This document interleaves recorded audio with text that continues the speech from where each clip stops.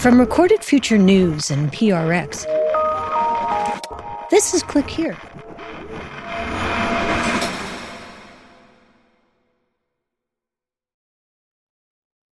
Hey there, it's Dina. Last week, I sat down with Jen White, the host of 1A. It's a daily news magazine from NPR and WAMU. And we've been working with them on a series of 5 shows we call Cyber Mondays. Every Monday, for 5 Mondays, we'll be on 1A for an hour, taking a deep dive into one of our Click Here episodes and then taking calls from listeners. And for the first installment, we focused on Elon Musk's so-called Department of Government Efficiency, or DOGE, and we talked about how it's reshaping the federal government in ways that go way beyond the massive cuts you're hearing about in the news. Members of DOGE are quietly bringing together the data the government has been collecting on you, and it's using it in new ways that no one has before, with very little oversight. And the effort has raised big questions about privacy and control and what exactly DOGE intends to do with all this information it's vacuuming up. We thought we'd give you a chance to listen to the show in case you missed it. So what follows is a condensed version. The first voice you'll hear is from Jen White, the host of 1A. Take a listen. This is 1A. I'm Jen White. For the first installment of our new series, Cyber Monday, we're pulling back the curtain on DOGE and answering your questions about federal data privacy. Who should be allowed to access Americans' private information and for what reasons? How are DOGE's actions challenging legal protections around data privacy? Here to help us make sense of it all is Dina Temple-Raston. She's the host and managing editor of Click Here. Dina, it's always great to have you. Thank you so much. So in January, when President Trump created DOGE by executive order, he outlined that DOGE teams at each agency would have, quote, full and prompt access to all unclassified agency records, software systems, and IT systems, end quote, and that it would also, quote, adhere to rigorous data protection standards. What's actually happening? Well, it doesn't seem like they're focused on rigorous data protection standards. I mean, one of the things about data protection standards is that they're slow and they're deliberative. And if there are 2 things we know about DOGE, it's not slow and it's not particularly deliberative. And this is worrying people. You know, one of the biggest examples involves, for example, the IRS and ICE. There have been all kinds of reporting about how DOGE has struck an agreement that allows the IRS tax information to be shared with Immigration and Customs Enforcement, or ICE. Now, think about that for a second. Think about what the IRS has that you would prefer people not know. How much you make, your Social Security number, all kinds of things about you. And having this be shared with ICE is a major shift. Normally, the IRS data is protected under pretty strict confidentiality rules. And under this new setup, the sensitive information about undocumented immigrants, including their tax filings, could now be used to help DHS with, say, deportations. And we should note that people in the country without legal status have been encouraged to pay taxes. And part of that agreement is that your data privacy is it's protected by the IRS. So that's there's a sort of a commitment made to people to encourage them to pay taxes with the understanding that that data will remain private. Now, fewer than 50 people have access to the Social Security Administration's databases. What training is usually required to access this type of data? Who gets to see it? It's not just training, but it's also how long you've been in the Social Security Administration. You have to sign up to get this information. You have to explain why you're getting the information. In the same way, you can't just go and search somebody's house. You need a warrant. You need a predicate for that warrant. It's the same thing when it comes to searching information in the Social Security Administration. So this is very worrisome. Also, think about the kind of information that they have about you, how much checks if you're retired, what they're sending you, how much you're making. It's, again, this idea, it's not just privacy, it's the stuff you hold dear that you had been told was going to keep secret. In March, a federal judge in Maryland temporarily blocked DOGE from accessing the data of millions of union members in a lawsuit against the Office of Personnel Management, the Treasury Department, and Education Department. In a separate case in March, a U.S. district judge from Maryland blocked DOGE's access to Social Security data. Last month, the U.S. Appeals Court ruling upheld that block. Now, the Privacy Act limits how the federal government can share personal information. It requires agencies to justify their access to that data. What reasons, if any, has DOGE provided to justify needing access to this information? In all these cases, what we're hearing right now is this is all about trying to get undocumented workers and people who are here illegally out of the country. And this has been their single mission when they talk about these kinds of information sharing operations.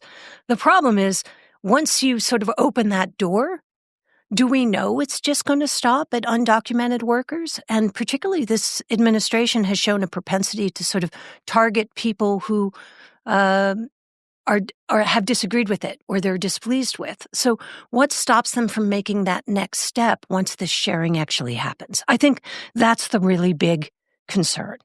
We got this question from Scott in Ann Arbor who writes, I read that according to a whistleblower, within hours of DOGE gaining access to NLRB computers, Russian hackers had their account passwords and were trying to log in and were only detected because they tried to do it directly from Russia.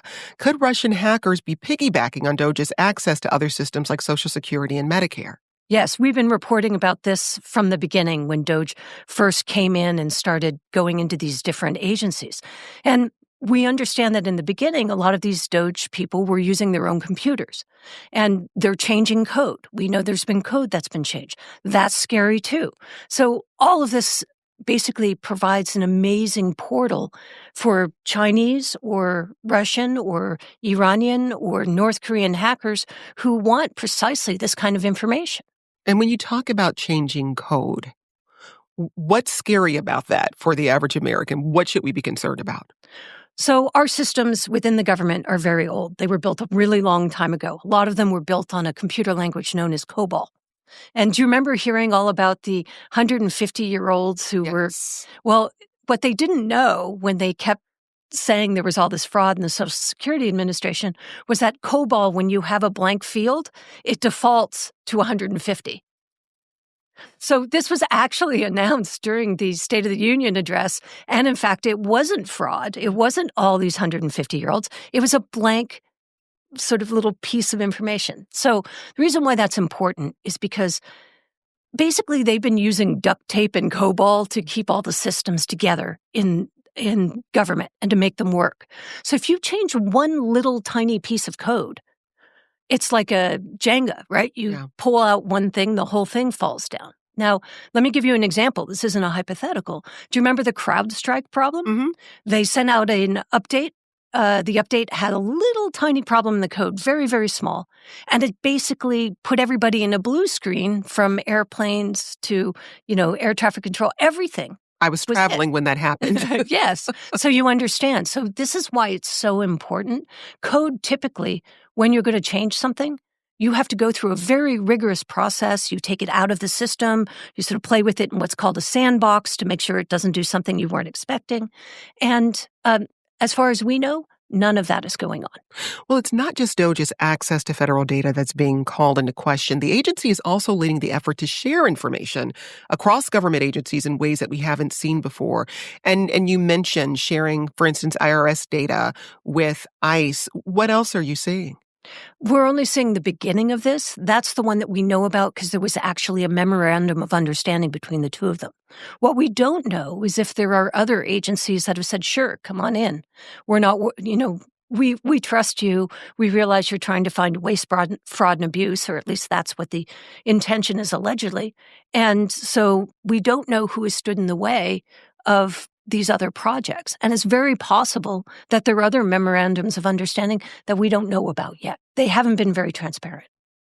And so when we talk about longtime civil servants at places like the IRS, people who maybe tried to block DOGE's access because they had questions about the ethics of allowing this group to come in and access sensitive data, what's happened to those people who tried to stand in the way of DOGE's actions? We don't know for certain. We know that there are some people who have stood in the way in various agencies and they suddenly get, a fork in the road email. But even more than that, there are people who've been there forever who understand how the systems work. And because they didn't go in with a scalpel, they went in with a chainsaw, those people are gone so they can't help. We're talking to Dina Temple-Raston. She's the host and managing editor of Click Here. It's a weekly cyber and tech news podcast from Recorded Future News. Coming up, the U.S. Digital Service is a team of data scientists who fix government websites when they break. When we return, Click Here goes behind the scenes to explore what happened when DOGE staffers took over the agency. That's just ahead. This is 1A.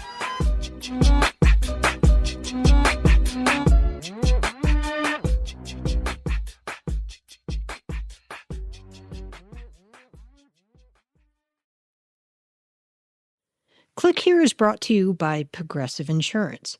Do you ever think about switching insurance companies to see if you could save some cash? Progressive makes it easy to see if you could save when you bundle your home and auto policies. Try it at Progressive.com. Progressive Casualty Insurance Company and Affiliates. Potential savings will vary. Not available in all states. Support for Click Here comes from Quince. And you're probably like me. When the weather warms up, the idea of buying yourself a whole new wardrobe seems like a good one.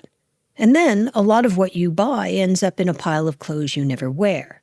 Quince will help break you of that habit. Their pieces are timeless, lightweight, and responsibly manufactured with premium fabrics and finishes. And the best part? Everything on Quince is priced 50 to 80% less than what you'd find for similar brands because they work directly with top artisans and cut out the middleman. I have a pair of their suede mules. They're water repellent, look expensive but aren't, and the insole is incredibly comfortable from the moment you put them on. They're the perfect slip-ons for the summer. So treat your closet to a little summer glow-up with Quince. Go to quince.com/clickhere for free shipping on your order and 365-day returns. That's Quince, QUINCE.com/clickhere to get free shipping and 365-day returns. Quince.com/clickhere. From Recorded Future News, this is Click Here. Today on Click Here, we're bringing you an episode from our friends at 1A, a daily talk show from NPR and WAMU. They had me on last week for a conversation about DOGE and data privacy, and they featured a story we first brought you last month. Here's 1A host Jen White. This is 1A. I'm Jen White. We're discussing DOGE and data privacy with Dina Temple-Raston. She's the host and managing editor of Click Here. That's a weekly cyber and tech news podcast from Recorded Future News. Recently, Click Here spoke with a former employee at the U.S. Digital Service after DOGE swept through the agency and brought a host of data privacy concerns along with it. When President Trump signed the executive order creating something called DOGE, it made headlines, really big ones. But buried deep in the fine print was something hardly anyone noticed. It didn't actually create a new agency. It just took an old one, the United States Digital Service, and gave it a new name, DOGE. I expected there to be a DOGE. I expected DOGE to want to work with us. I did not expect DOGE to co-opt us. The truth is, when Karen Moronsky Chapman first heard whispers about a new Department of Government Efficiency, she didn't recoil. She actually leaned in. Because she'd seen the problems up close, the broken workflows, the patchwork of systems. Efficiency? It sounded refreshing, even necessary. The day after the inauguration, Karen and her colleagues were summoned, one by one pulled into a room where a DOGE administrator sat waiting. And then came the questions. What makes you exceptional? What are you the best in the world at? What's something exceptional you've done here? Who are the exceptional people at USDS? And then the very last question was, what do you think of DOGE? I said something about I can get behind efficiency. And then I was like, based on my experience in government, here are 3 areas you could focus on. After that, though, there was silence. No follow-up, no directives, no strategic planning. The only word they got about DOGE's plans for the government's digital infrastructure, they got the way the rest of us did, through all those headlines. DOGE's newest target, diversity, equity, and inclusion at the Department of Education. DOGE is expected to make job cuts at the Department of Homeland Security. And a federal appeals court cleared the way for DOGE to continue shutting down USAID. But I don't want to see this kind of death by 1,000 cuts that we're witnessing now. Karen understood what was at stake, not in some abstract academic sense, but in a direct, real-world way. If the news reports were accurate, and she had no reason to think they weren't, DOGE wasn't just challenging policy. It was bypassing the protocols designed to protect the personal data of American citizens. And that, to Karen, was the real danger. There are very complex agreements to be able to share data across government agencies. There's a reason why what the IRS knows about you is siloed off from what Social Security knows. Privacy. That data is so sensitive, it's shared very, very sparingly. We were only given access to things we needed to do our job. We didn't just get willy-nilly access to systems. And as a citizen, I feel good about that. You shouldn't have access to data that you don't have a justifiable reason to have access to it. For a long time, actually, fewer than 50 people had full access to Social Security data. That is, until DOGE came to Washington. A court found that not only had DOGE's young staffers been given that access, some were given that access before their background checks were even completed. And it wasn't just access to view the data, it was also, in some cases, access to change it. I remember when I heard that they had write access to Treasury, I was like, oh my gosh, like you can break things. And not small things, trillions of dollars worth of things, like Social Security and tax refunds. The majority of folks I see having been hired into DOGE are very junior. These systems are not going to be anything like anything that they have seen before. Take the Social Security system. It was built in the 60s and 70s, and it runs on COBOL, a programming language that is 2 or even 3 times older than some of the DOGE staffers. They clearly don't understand COBOL when they were like, oh, there's 150-year-olds at Social Security. Elon Musk talked about that during an interview on Fox. Cursory examination of Social Security, and we've got people in there that are 150 years old. Now, do you know anyone that's 150? I don't. Okay. And Musk said it was proof of fraud, except Karen says it actually wasn't. And it's like, no, that's the default date for COBOL. Like if the field is missing, just the default date, that's why there's all these 150-year-olds. These 150-year-olds weren't getting checks. They just didn't have a birth date in the system. And Karen said she would have told the DOGE people as much if they'd only asked. But they never did. They just assumed they knew better. They have been given the keys to the kingdom without really understanding what they have keys to. We reached out to the White House and DOGE to comment about this, and they didn't get back to us. You really need people who have been doing this for a while. They know how to fix things. They know how things can work more efficiently. But our leadership was getting shut out. Some of these systems are held together with the computer equivalent of duct tape and baling wire, and every update over the years added to this complexity. And if you weren't familiar with it, you couldn't possibly know what might happen if something got tweaked. Small changes can have huge ripple effects. DOGE is pulling out pieces, and we're like, okay, it's in the fall over. Things are fine. But there's no way you can play Jenga where it doesn't eventually crumble.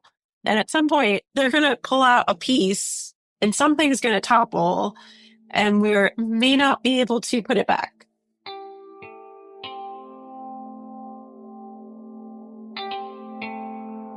Just weeks after DOGE took over USDS, Karen received one of those fork-in-the-road emails. It was a buyout offer.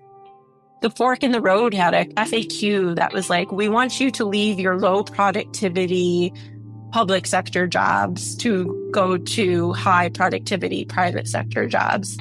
That is so insulting. I work way harder in this job than I ever did in any private sector job. I was often working 80 hours, a week. I did it because the work mattered so much. And to say to these people, well, you're lazy, go do something productive, it's just dehumanizing. Karen didn't take them up on the offer. But by Valentine's Day, a lot of others weren't given a choice. Around 7 p.m., people started getting emails that they were fired. And we're all connected on chat. So you just hear, oh my gosh, I just got fired.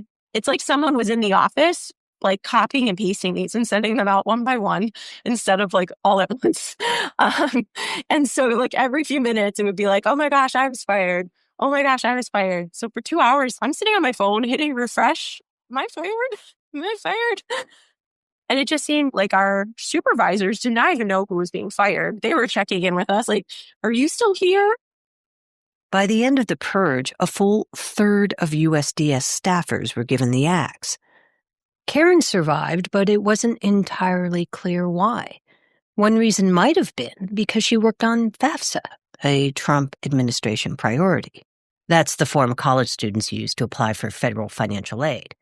They did not fire the FAFSA team, but they fired lots of other teams that support the FAFSA, including, I think they fired close to 2/3 of the technology office, including the engineering team that supports FAFSA. And lo and behold, within 24 hours, the FAFSA site had an outage. Hundreds of FAFSA users reported an outage over the last 24 hours. The outage came after the U.S. Department of Education announced their plan to lay off 1,300 employees. That's just one example of you can't just delete parts of a system and expect things to just continue working, especially when you don't take the time to understand that system. And they're not. We're seeing as they're pulling things out, everything just crumbling around it because they all depend on each other. So did it feel like a hostile takeover or something? Oh my gosh, yes. The whole thing feels like a hostile takeover. Looking back on it, we should have known that President Trump was going to start firing federal workers en masse. He hinted at it during an audio conversation on X with Musk in August 2024. I mean, I think it would be great to just have a government efficiency commission that takes a look at these things and ensures that the taxpayer money is spent in a good way. And I'd be happy to help out on such a commission. Well, you're the greatest cutter. I mean, I look at what you do. You walk in and you just say, "You want to quit?" They go on strike. I won't mention the name of the company, but they go on strike, and you say, "That's okay. You're all gone." But back when he originally said it, it seemed like a kind of fever dream, something one businessman might say to another. But then, just a few weeks later, Trump turned from talking about Elon Musk's past business practices to what Elon could do like that in the future, in government. And it started to formalize and morph into a kind of campaign promise. At the suggestion of Elon Musk, I will create a government efficiency commission tasked with conducting a complete financial... But here's the thing. What Trump was allegedly promising, the federal government had already been doing for more than 100 years. The United States has a sort of auditor-in-chief, the Comptroller General of the United States, and he runs the Government Accountability Office, or GAO, which is staffed by more than 3,000 professionals who've built guidelines for doing audits without breaking the systems they're trying to help. Lots of guidelines. If you have trouble falling asleep, go to GAO's website, and government auditing standards is readily available. That's Gordon Craig. He's an assistant professor of accounting now at Milgard School of Business at the University of Washington. But for more than 2 decades, he did a special kind of audit. I joined Milgard after retiring from the U.S. Army Audit Agency, where I was a civil service internal auditor for the Department of the Army. Gordon would be the first to tell you that government waste exists and that it should be rooted out. But he'll also tell you this. Audits are only helpful when they're done right. What we're seeing right now going on, say, at the U.S. Digital Service, or we're seeing go on at CISA or the Treasury or all these other DOGE things we're seeing, are those performance audits? No. Why do you say that so emphatically? I mean, they can call it an audit, if they want to. I can't stop them from doing that. But what standards are they following? Because they're not anything close to what I've followed for 30 years, and I'm also a certified internal auditor and certified fraud examiner. If I were releasing stuff like this, I would lose my license. It's malpractice. Gordon says true government audits come in 3 flavors. Financial audits that check if the numbers are accurate, attestations, which basically look at whether the system is meeting standards, and finally, performance audits. Are we achieving what we say we are? And there's a process to how to do it right. A typical performance audit takes about 10 months and lots of learning. We suspend our judgment until we have talk to management, sometimes to line workers, and if we think there's something odd or wrong, we're going to get the perspectives of all the stakeholders that we can before coming to conclusions. The goal isn't to simply embrace the status quo. Auditors want to challenge it, but they want to do so thoughtfully. Because as both Gordon and Karen have said, you can't just walk in and start pulling out wires, because what might look like waste at first blush might be a legacy system. And what looks like fraud might be a COBOL default value. They're just going in effectively with a battering ram. A federal judge called it hitting a fly with a sledgehammer. So even though they're calling this an audit, you, as an expert in this for decades, just don't think this is an audit at all. This seems like something completely different. It's something completely different. I'm going to go out on a limb here and maybe beyond the scope of what you brought me on is, to me, it looks like a domestic terrorist attack on the U.S. government by people who figured that they're not going to get their way through the rule of law. While Karen Moronsky-Chapman might not use those exact same words, she says she has seen the same thing. Their stated mission was to improve efficiency and to modernize government systems. But if you were genuinely trying to fix things, why would you fire most of the technologists in government? Why would you do that? And for me, if things were truly about efficiency, you would want data. You would want even better data than what we currently collect. So why cut the people who understand the data best? Good data leads to accountability and transparency. And I think that's why they're cutting these things, Dina. The only reason I can think of that you would fire all these technologists is you don't want people who know enough to call out what you are doing. All of this reminded me of a recent conversation I had with General Paul Nakasone, the former director of NSA and U.S. Cyber Command. He said the real danger isn't just broken systems, it's losing the people who know how to fix them. My concern always is losing really good talent. As a former commander, as a former director, I want the best talent. I don't want something that's going to disrupt that. I don't want something that, calls into question whether or not this is a good place to work. And so that's my concern. Because bad press demoralizes, and confusion drives people away. And when systems fail, it won't be Musk or Trump who fixes them. It'll be people like Karen, and Karen won't be there. What I was seeing DOGE do was dismantle government services. They're not being thoughtful about how their actions are impacting real people.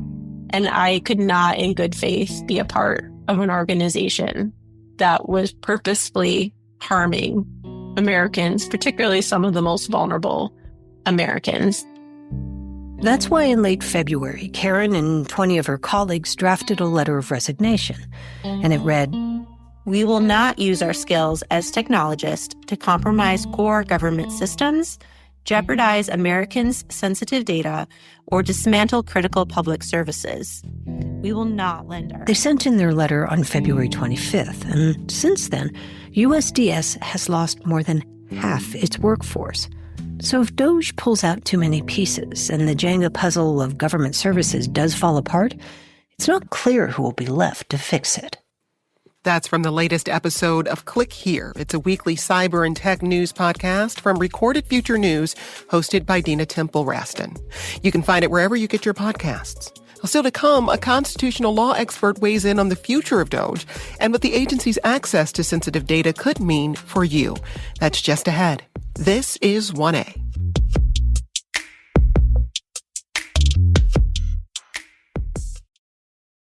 Most of our media are owned by a handful of tech billionaires, but there's one place that still operates like the internet was never invented. On the new season of The Divided Dial from On the Media, we're exploring shortwave radio, where prayer and propaganda coexist with news and conspiracy theories. and where an existential battle for the public airwaves is playing out right now. Listen to On the Media wherever you get your podcasts. This is Click Here.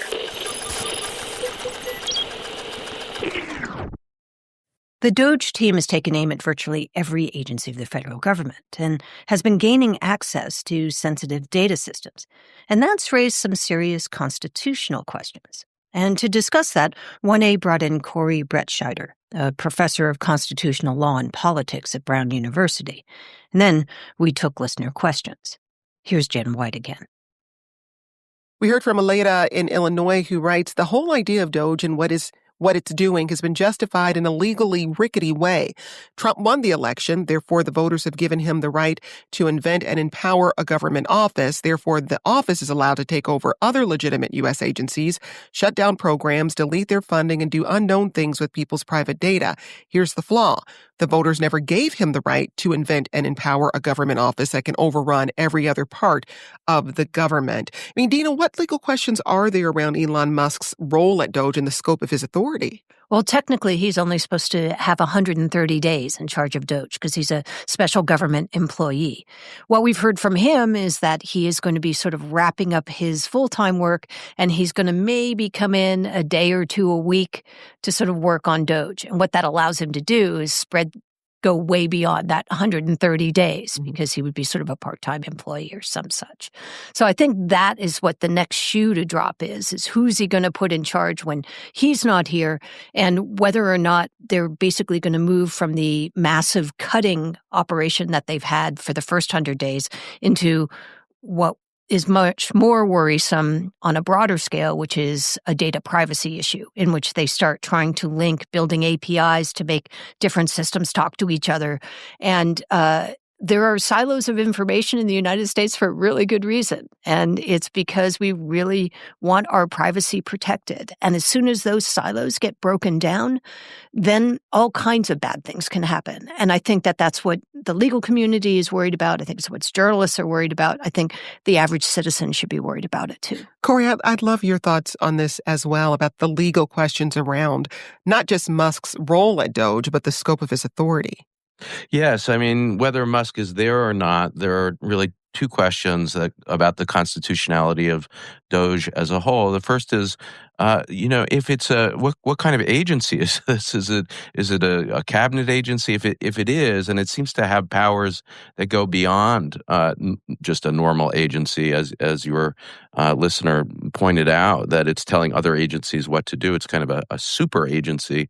Well, if that's right, then a lot of the lawsuits argue, then we need a creation of this agency by Congress. That's the understanding of how so much of this works. And then the leader of this agency, what kind of officer are they? And now this is a constitutional issue, fundamental constitutional issue, that if it's a cabinet agency and the head of it is a cabinet official or the equivalent of it, well, there has to be confirmation by Congress. What the Constitution says is that principal officers, I should say by the Senate, have to be confirmed by the Senate. And the idea of that goes back to the fundamental checks and balances in our system, that we don't allow kings in the system. We have a president who's supposed to be subjected by the rule of law, and one way to enforce that the framers envisioned at the core of the Constitution is the confirmation process. I mean, imagine him trying to just appoint a Supreme Court justice without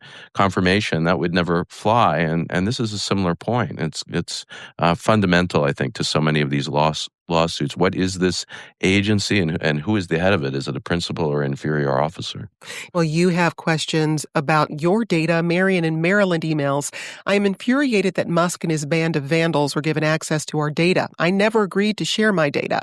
They should be jailed for their reckless vandalism. I keep wondering how much of our data is now on the dark web or something similar. Where is all our data now? Dina, do we know?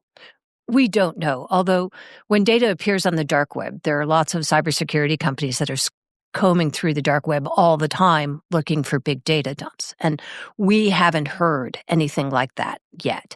And that doesn't mean we won't. There's a possibility of, say, building a backdoor into systems, right? We have a lot of people who are in systems who didn't go through the same hoops that traditionally government workers do to get access to systems.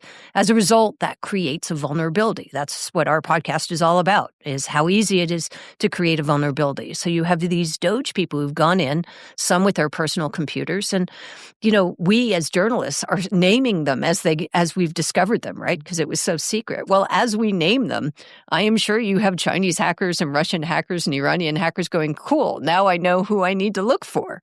And it's just created these vulnerabilities that we've just never seen before. We don't see it yet, but we don't know if somebody's just sort of hanging out in a system, waiting for a rainy day when they can wreak havoc. Dina, I want to talk a little bit about time, because DOGE has already made these moves. Yes, there are lawsuits, there are legal challenges. Those take time to work through the court system. So between now and when we have decisions on these cases, what could happen? What are you watching for?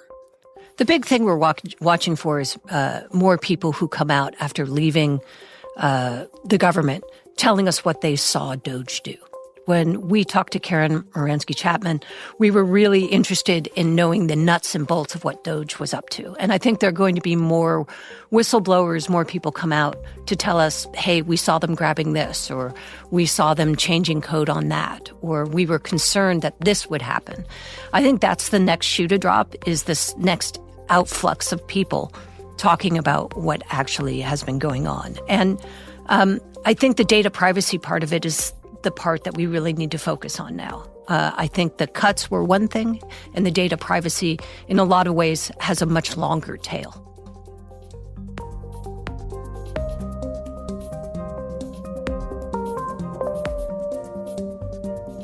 That was part of my conversation with Jen White, the host of 1A from NPR and WAMU.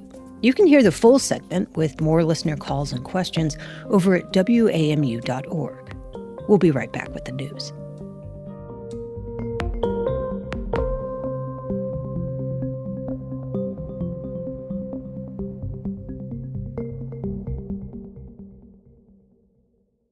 If you're looking for a daily guide to cybersecurity news and policy, sign up for the Cyber Daily from Recorded Future News.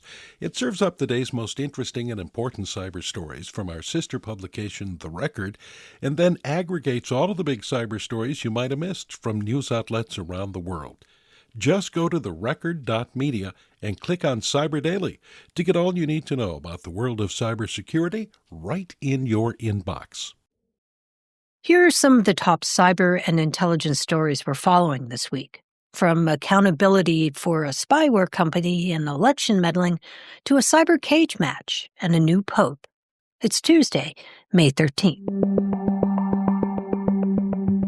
Well, this is a historic ruling this morning in a sense that An American judge has decided that NSO Group, the Israeli spyware company behind Pegasus, has to pay some $168 million in damages to WhatsApp. The decision was some 6 years in the making. WhatsApp sued NSO in 2019, accusing the company of breaking into its servers and spying on more than 1,400 users across 20 countries. NSO responded by saying it was helping law enforcement. The court said that wasn't enough.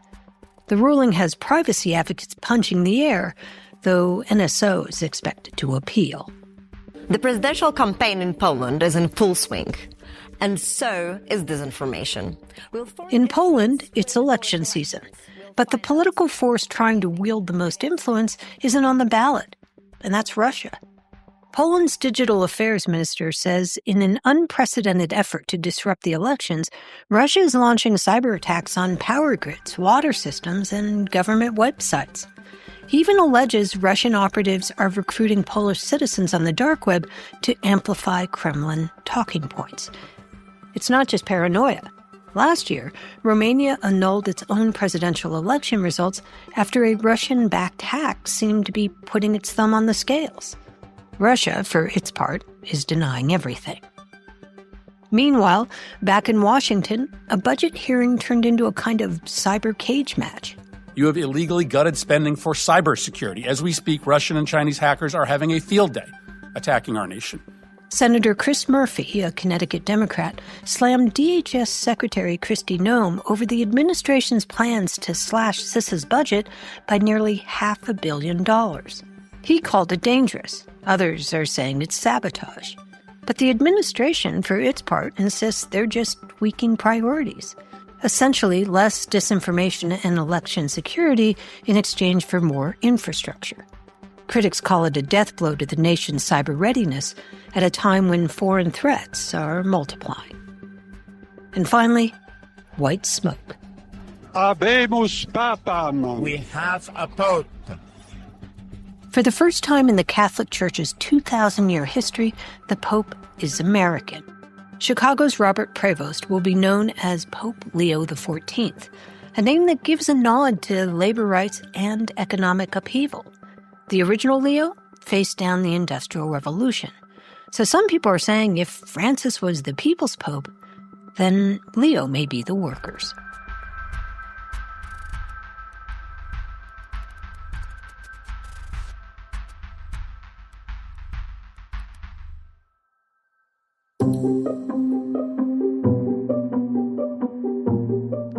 Click Here is a production of Recorded Future News and PRX. I'm Dina Temple-Raston. Our producers are Megan Dietrich, Sean Powers, Erica Gaida, and Zach Hirsch.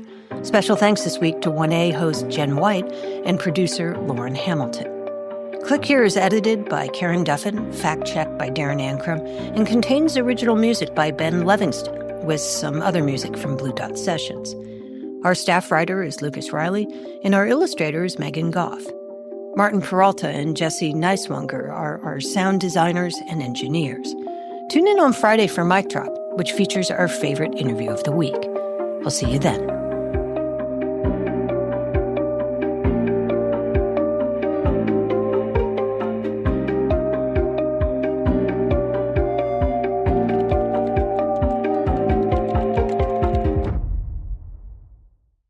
If you're looking for a daily guide to cybersecurity news and policy, sign up for the Cyber Daily from Recorded Future News. It serves up the day's most interesting and important cyber stories from our sister publication, The Record, and then aggregates all of the big cyber stories you might have missed from news outlets around the world. Just go to therecord.media and click on Cyber Daily to get all you need to know about the world of cybersecurity right in your inbox.